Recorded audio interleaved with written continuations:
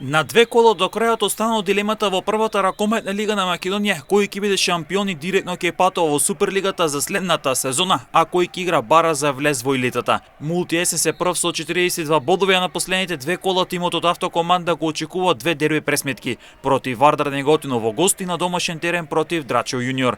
Младост е втор со 41 бод, еден помалку од лидерот Мултиесен, со тоа што тимот од Богданци има полесна задача бидејќи ќе игра против Аеродром во гости и дома против Преспа.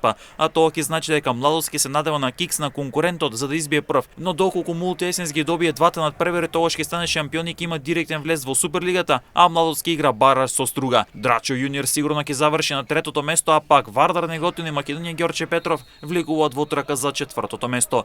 Аеродром, Текстилец од Штип, а Оценка и Ехона ќе водат борба за шестото место. Штипини до крајот ќе играат против Драчо Јуниор во гости, каде ќе им биде тешко за освојување на бодови, а сезоната ќе ја завршат против шампион на домашен терен.